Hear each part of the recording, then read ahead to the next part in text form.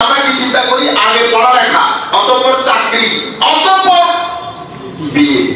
এখন এই লম্বা লাইন, আপনি একটা জিনিসকে আন্ডার এস্টিমেট করেছেন পুরা, সেটা কোনটা? সে বিয়ে করতে করতে বর্তমান যে সোসাইটি, আগের সোসাইটি হলে সেটা চলেছে, এখনকার সোসাইটি 13 বছরের পর থেকে আমাদের ছেলেরা অশ্লীলতার যে গণজোয়ারের মধ্যে ভাসে, আমাদের বাবা চাচারা তো চিন্তাও করতে পারবে না, কারণ তারা তো এটা জিন্দেগিতে দেখেও নাই, তারা জানেও না যে মানুষ এত অশ্লীল হতে পারে, এত নিচে নামতে পারে। আপনারা বুঝতে পেরেছেন? আমাদের বাপ দাদারা যে দুনিয়া দেখেছে এটা তো অনেক সুন্দর দুনিয়া, পৃথিবীর মানুষ এত নিচে নামতে পারে, অশ্লীলতার নাম দিয়ে এত নিচ হতে পারে, তারা বুঝে না, জানেও না। কিন্তু আমরা আগের জিনিসটা রেখে দিয়েছি। আমার ছেলে যখন 32-35 বছরে বিয়ের পিড়িতে বসতেছে, তাকে জিজ্ঞেস করেন কোন বারাণসীমত 15 বছর পর্যন্ত সে অতিবাহিত করছে। আপনারা বুঝতে পেরেছেন? কিন্তু আমরা এই কাজ, আমরা এই সোসাইটিটা দেখাচ্ছি আমাদেরকে, ছেলের উপর জাহান্নাম ওয়াজিব হয়ে যাক, আই ডোন্ট কেয়ার। এখানে অনেক ধরনের অঘটন ঘটে, আপনারা কাউন্ট করেন কি কি ধরনের অঘটন ঘটে। মসজিদের মধ্যে সব বেদাতের মুসল্লি থাকে, আমরা বলতে পারি না, আপনারা ক্লাস করেন কি কি ঘটনা ঘটে।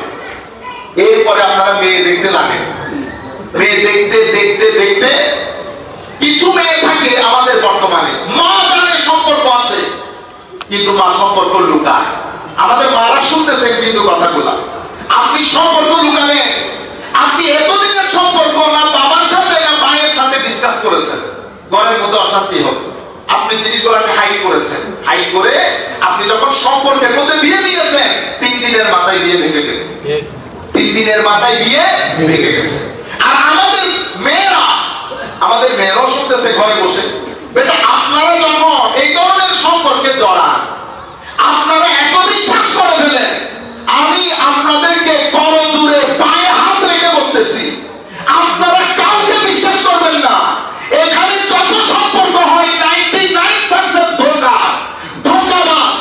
আপনিও হয়তো ধোঁকাবাজ, এই ধোঁকাবাজি চলে, আপনারা ভিডিও হাবি জাবি অনেক কিছুর মধ্যে চলে আসেন, যার কারণে সারা জিন্দেগি বয়ে বেড়াতে হয়। আমি ছেলেদেরকে বলতেছি, বেটা এটা এখন যে কথাটা বলবো সেটা গিয়ে আল্লাহর ওয়াস্তে লিখে রাখবেন।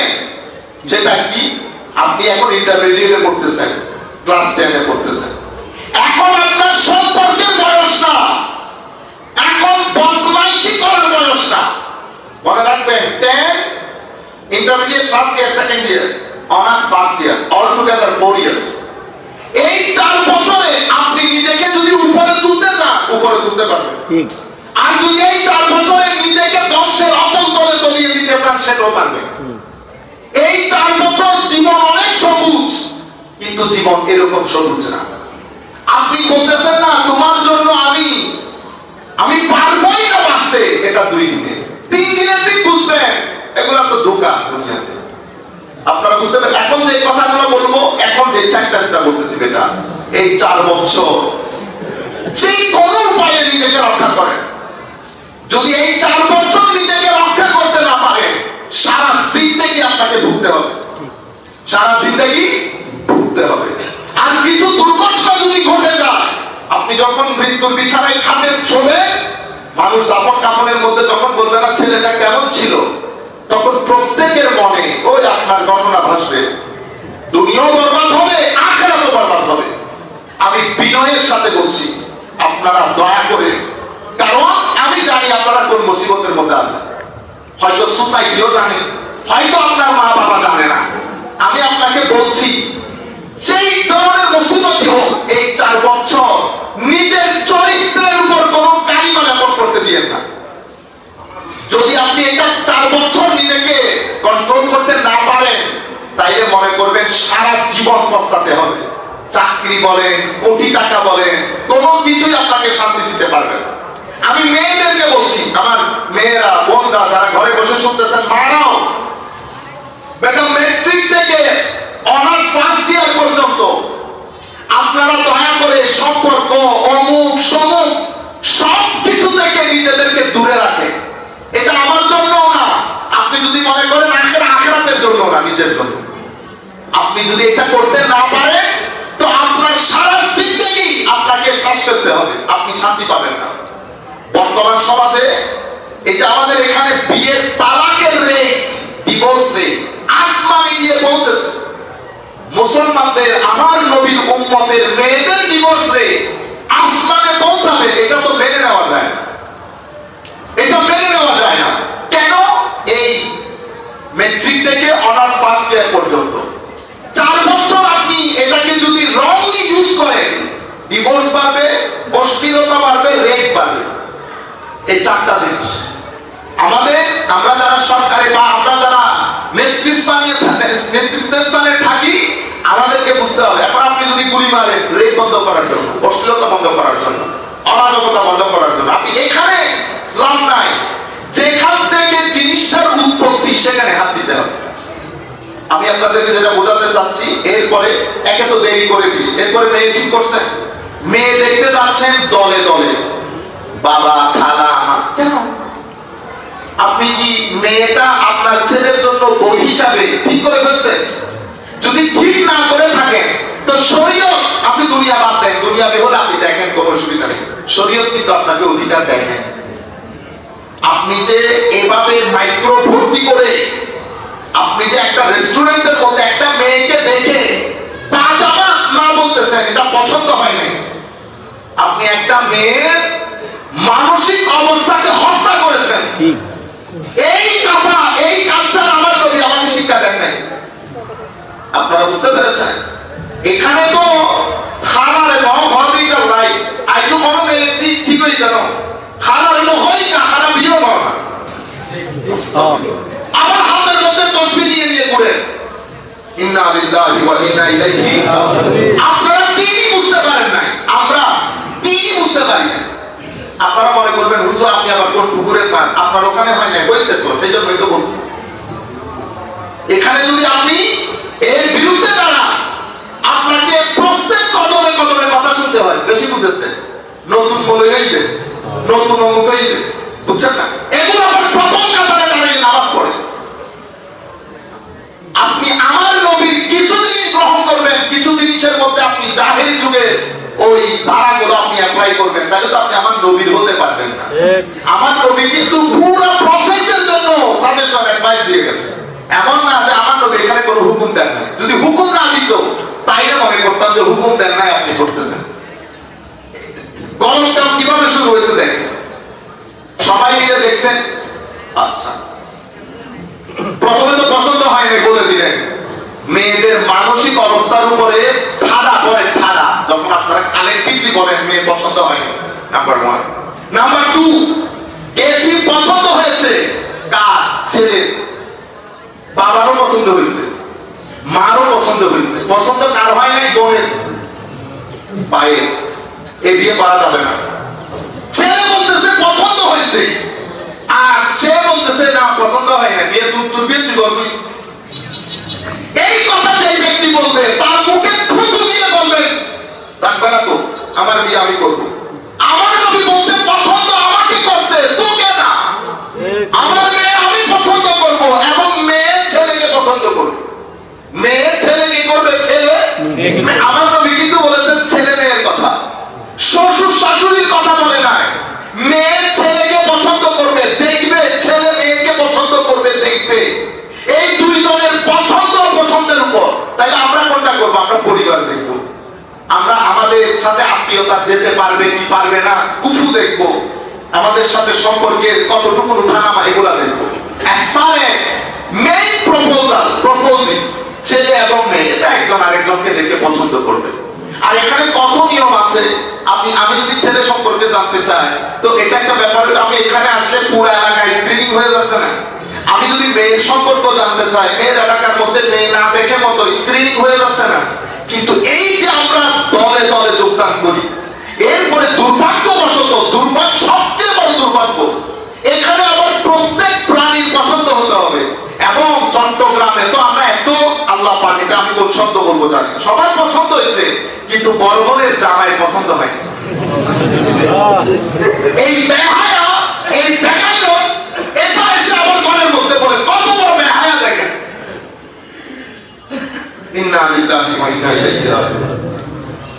পছন্দ হয়ে গেছে সবার। এরপরে আপনারা বসেছেন ফরদমিদারি করতে। আমি এই কথাগুলো আমি যেগুলো এখানে রাখছি কমপ্লিট আমার নবীর কথা বলছি। আমরা যা কিছু করতে মহলের মধ্যে চট্টগ্রামের মধ্যে যদি বিয়ে করেন তাইলে আমার ধারণা হচ্ছে এখানে মহর দিতে হয় না। মাহার জিনিসটা কি? মাহার জিনিসটা হচ্ছে ছেলে যখন মেয়েকে প্রপোজ করে, মেয়ে যখন রাজি বলে, অথবা মেয়ে যদি ছেলেকে প্রপোজ করে, ছেলে যদি রাজি বলে, তাইলে আমি রাজি বলা মানে ছেলে যখন রাজি বলবে তার মানে হচ্ছে আমি এই মেয়ের ভরণ পোষণ রুটি ভাত ঘর সবকিছুর জন্য আমি জিম্মাদার। আমি যে জিম্মাদার সেটার জন্য একটা টোকেন মানি দেয়। কি মানি? টোকেন মানি। টোকেন মানি এটাকে আপনি গিফট বলবেন। গিফট হিসেবে যে টাকাটা আমি নির্ধারণ করি সেটাকে মাহার বলে। এখন আমি গিফট কি দেব, আমি গিফট কি দেব সেটা তো আমার অবস্থানের উপর ডিপেন্ড করবে। আমি কি 1 দেব না 10 লাখ দেব না 20 লাখ দেব সেটা আমার অবস্থার উপর ডিপেন্ড করবে। আমি এখন কি করি, আমার অবস্থার কোনো পাত্তাই নেই, সমাজটা দিয়ে দিয়েছে 20 লক্ষ টাকা দিতে হবে, কিন্তু আমার কাছে 1 লাখ টাকা দেওয়ার সামর্থ্য নাই। আপনি তখন নবী রাসূল দ্বীন আখিরাত সব ভুলে গেছেন। কখনোই নবীল হলে ডিভোর্সের প্রমাণের শুরুতে ডিভোর্স দিতে হবে। আপনি ডিভোর্সের চিন্তা করতেছেন, মেয়েটা ঘরে যাবে, এই যে সামগ্রিক খরচ কি ফেরেশতা এসে ফোন করবে, আপনি শুরুতে ডিভোর্স খেয়াল করে ফেলেন। এগুলো হচ্ছে জাহিলিয়ত। আমি আপনাকে বলতেছি এখান থেকে বের কিছুদিন আপনি বাধ্য হবেন বের হতে। সমাজ তখন আবার এখন উল্টাচ্ছে, তো এই উল্টানির মধ্যে এখানে আরেক সীমালঙ্ঘন হবে। কি সীমালঙ্ঘন? এটা এখন 20 লাখ, কিছুদিন পরে বলবে 10,000 কে দিল। বুঝতে পেরেছেন? কারণ এটা রিঅ্যাকশন যখন হবে ওইটা সীমালঙ্ঘন হবে। আচ্ছা, এরপরে আপনি 20 লাখ টাকা ধারণ করলেন, ধার্য করলেন, ছেলে চিন্তাই করে ফেলেছে দিতে হবে না। তারপরে আমরা এবার ফকিরের কাছে যাই। এখন আমাদের নামাজি বাড়ি ভুলে যাই, নামাজি এখন কোথায় তো ওই ফকিরের কাছে। ফকির ফোকাহায়ে কেরাম ওনারা বলেছেন মোহর হয়তো সাথে সাথে দিয়ে দেবে, নতুবা পরবর্তীতে দিবে। মুআজ্জাল মুআজ্জাল। এতদিন আপনি কোরআন হাদিস নিয়ে ঘুরছেন, এখন যখন এখানে আটকে গেছেন, এখন আর কোরআন হাদিস নাই, ফকিরের দ্বারে দ্বারে যাও। ফকির একটা অবস্থা বের করে দিই। আমি জায়েজ না জায়েজের মধ্যে যাচ্ছি না, এটা তো ফুকাহায়ে কেরাম বলবেন, আমরা তো আলেম না। আমি আপনাকে বলতেছি ইট ওয়াজ এ টোকেন মানি। আপনি টোকেন মানিটা দিতে দিতে পুরো দুনিয়া থেকে চলে গেছে। এটা আমাদেরকে, এটা তো বাবাদেরকে বোঝা দরকার। টোকেন মানি সাথে সাথে দিয়ে দেবে, পরবর্তী দেওয়া জায়েজ না না জায়েজ আমরা ওইটাতে ঢুকতেছি, ওইটা জায়েজ, ওইটা ফুকাহায়ে কেরাম ডিল করবে, আমরা ওইটাতে নাই। আমি বলতেছি এটা তো টোকেন মানি, এটা তো আপনি দিয়ে দেবেন, কিন্তু আপনার মনের ভিতর আছে এটা দিতে হয় না। তাইলে আপনি কি কাজটা করলেন? আপনি তো বিয়ের শুরুতে নাজায়েজ নাজায়েজ নাজায়েজ অতঃপর জুলুম। এখন মেয়ে চুপ করে আছে, মেয়ের কোনো কথা নাই। আপনি এই যে ফন্ডের মধ্যে এটা লিখতেছেন যে এটা পরবর্তীতে পরিশোধযোগ্য, যাকে টাকাটা দিবেন তার অনুমতি নিয়েছেন।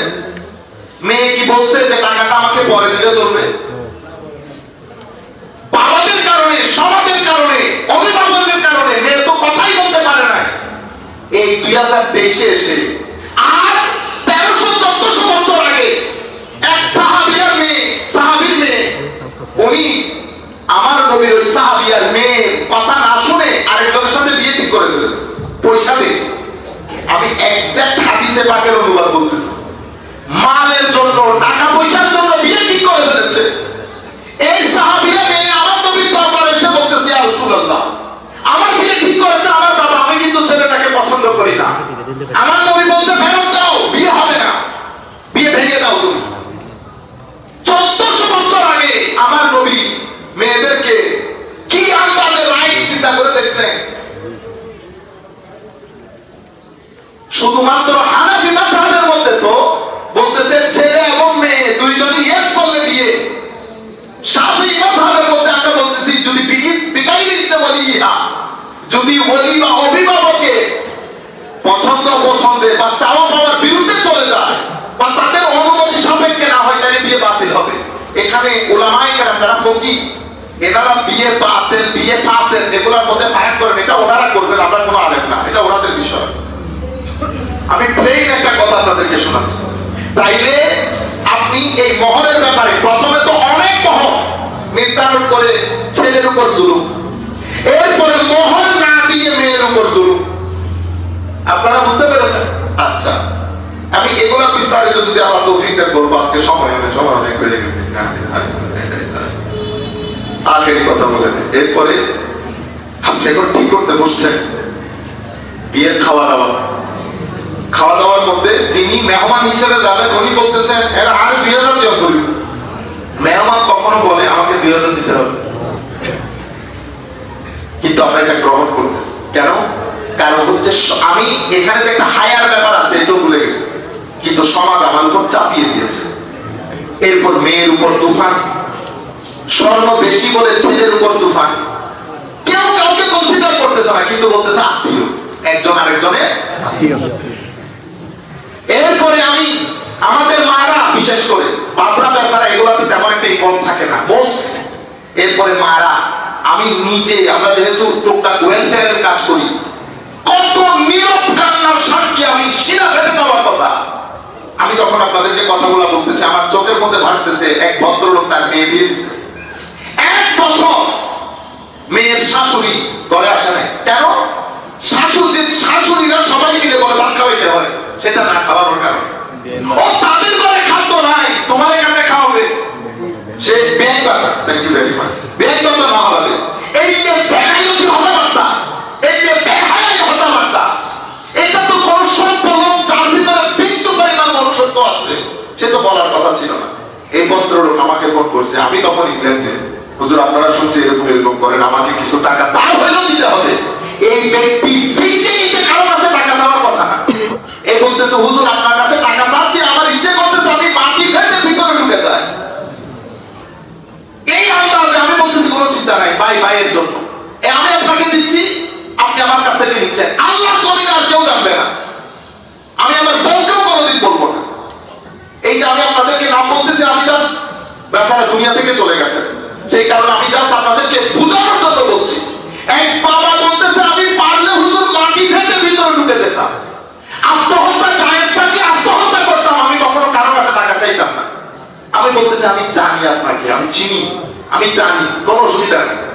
সে 1 লাখ টাকা নিয়ে 1 লাখ টাকা দিয়ে বেআইন বাধা করছে, বেআইন তারপরে আসছে। আমি চিন্তা করি আল্লাহর আসমান এদের উপর ভেঙে পড়ে না কেন, জমিন এদেরকে খায় না কেন? তবে মনে রাখবেন কবরে তো যাইতে হবে, কোন জিয়ারত আপনাকে কবরের দুখানি থেকে রক্ষা করতে পারবে না। আপনি আমার নবীর দ্বীন, আমার নবীর শরীয়তের ভেড়া গরম করে দিয়েছেন, আর আল্লাহর জমিনে যারা আমার নবীর দ্বীনের ভেড়া গরম করবে, কবরে মাওলাই কারীম তাদের ভেড়া গরম করে দিবে, তাদের ভেড়া গরম করে দিবে। বছর চাইতে পারে নাই ওই শাশুড়ির মেয়ে বিয়ের পরে বছরের মাথায় ঘরে চলে আসতে হয়েছে। আপনি বুঝতে কার দোয়া কোথায়, কার বদদোয়া কোথায় লাগে। আমি জানি ঘটনা ঘটবে, আপনি বাঁচতে পারবেন না আল্লাহর দুনিয়াতে। এক বাবাকে এই আন্দাজে নিচে করে আপনি শান্তিতে থাকবেন, এটা আল্লাহর সুন্নাত না। বছর চাইতে পারে নাই, তার মেয়ে এখনো ঘরে বিয়ে হয় নাই। আমি আজকে 7-8 বছরের কথা বলতেছি, বরং তার চেয়েও বেশি, এখনো বিয়ে হয় নাই। কি কারণে? ওই মেয়ে ভাই আমাকে বলতেছে হুজুর একটু দোয়া করেন। আল্লাহ দোয়া, আল্লাহ বাচ্চা নিয়ে দোয়া কবুল হয় কিনা, যে জুলুম তোমার মা করেছে। হুজুর এই কথা তো আপনি আমাকে বলেন নাই, আপনারা বলেন মেয়েদেরকে কন্ট্রোল করতে না পারলে শাড়ি পরে হাঁটেন। আমি কথাগুলো খুব কঠিন করে বলতেছি আপনাদের জন্য না, এখানে এই চোখগুলা বিভিন্ন জায়গায় যাইতেছে কথাগুলো, এখানে একটা বড় রেভলিউশন দরকার। সেই কারণ বিয়ে হচ্ছে আমাদের সামাজিক সুখ শান্তির মার্কাজ, এবং এই মার্কাজটা যদি আমরা নষ্ট করে দেই তাইলে আপনি এখান থেকে ভালো ফ্রুট আশা করতে পারবেন। যে বিয়েতে শুরুর দিন থেকে হারাম জুলুম সবকিছু ইনভলভ হয়, সেই ফ্রুট থেকে সেখানে আপনি গোসল আজম আশা করতে পারবেন। সেখানে আপনি বলতেছেন হুজুর আমার একটা ভালো ছেলে, ভালো ছেলে কোথা থেকে আসবে? ভালো ছেলের জন্য একটা ঘর লাগে। দিলের মধ্যে হালাল লাগে, সিনার মধ্যে নূর লাগে, তারপরে আপনাদের সন্তান পৃথিবীতে যারা আসবে ভালো হবে। এখন যে আন্দাজ আপনি তৈরি করেছেন, আমাদের মতো মানুষ হিমশিম খেতে হয়েছে সমাজের এই মাহলের জন্য, ফর্দ করার জন্য দুনিয়ার মানুষ কত করে নিয়ে বসি নিতে হয়। এটা ভাই, এটা খালাতো ভাই, এর দুইজন সাথে বিয়ে কি করে গেলাই নিয়ে ঘর মধ্যে নোট করবে, এবার ইউতুন দিয়ে ইউতুন দিয়ে ই নাই বিয়ে না বয়স তো নাই, হাজত দিতে বেশি করেছি এটা সিটান আসছিলেন আইসিলেট দেওয়ার কথা বলি।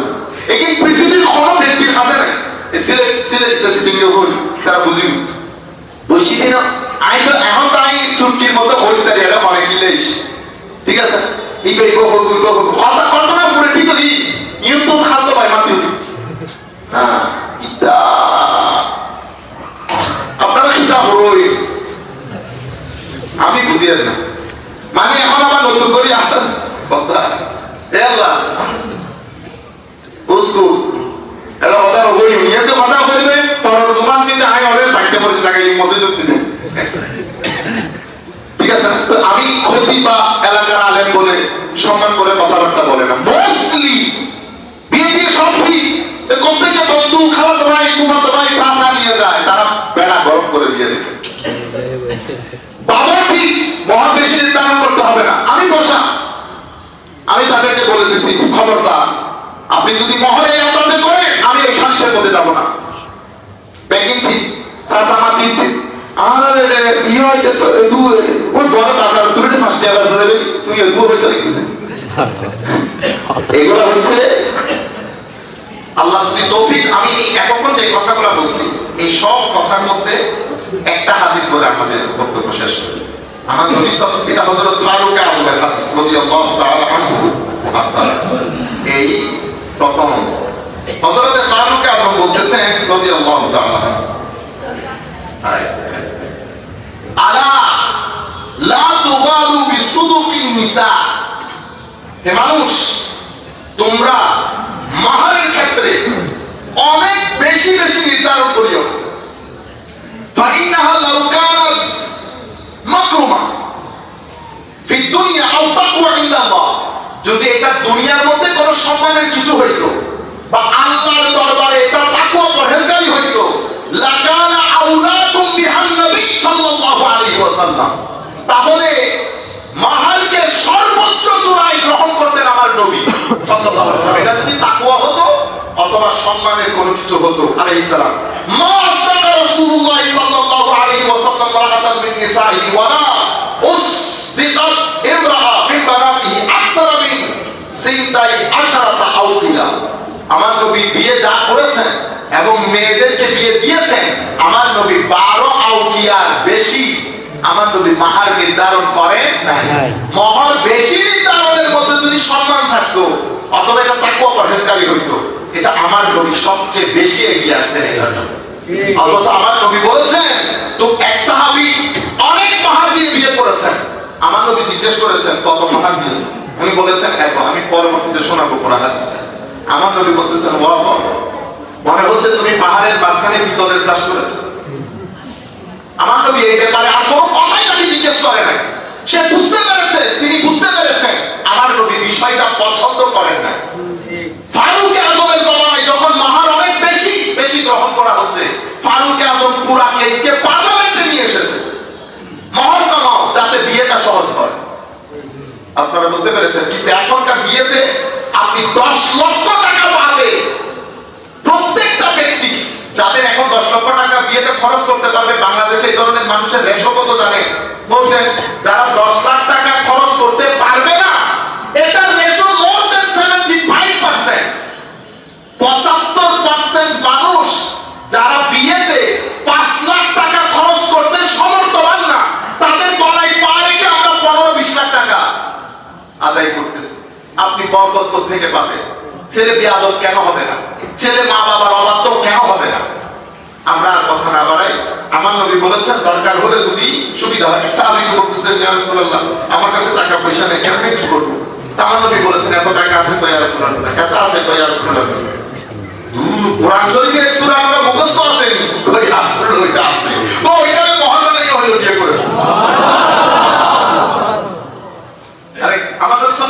পরে বলেছেন আরে আর না পারো লোহার একটা আংটি দিয়ে হলো বিয়ে করো। আপনি লোহার আংটির কথা আমার নবী আংটিতে বলছেন। মূল বিষয়টা হচ্ছে যার যার সামর্থ্য অনুযায়ী, যার যার সামর্থ্য। আমি তো আজকে আমার কোরআন হাদিস থেকে কোনো কথা বলি নাই, আমি জাস্ট আপনাদেরকে সিচুয়েশনটা তুলে ধরেছি। এই সিচুয়েশনটাকে আপনারা আমার চেয়ে কম জানেন, আপনারা আমার চেয়ে বেশি জানেন। কিন্তু আমি বললাম কেন, এটাকে বলে একজন আরেকজনকে বিষয়টা তুলে ধরে ঝাঁকুনি দেওয়া। একজন আরেকজনকে বিষয়টা তুলে ধরে ঝাঁকুনি দেওয়া। আমি কোরআনে পাকের মধ্যে আমার নবী সাল্লাল্লাহু আলাইহি ওয়াসাল্লাম বলছেন ওয়া মিন আয়াতিহি আন খালাকা লাকুম মিন আনফুসিকুম আজওয়াজা, আল্লাহ তোমাদের মধ্য থেকে তোমাদের জোড়া সৃষ্টি করেছেন। ওয়া জাআলা বাইনাকুম মাওয়াদ্দাতা ওয়া রাহমা, এবং তোমাদেরকে তোমাদের পারস্পরিক ভালোবাসা, প্রেম, প্রীতি, বন্ধন এবং শান্তি দান করেছেন। একজন আরেকজনকে দেখলে একটা শান্তির উদ্রেক হয়।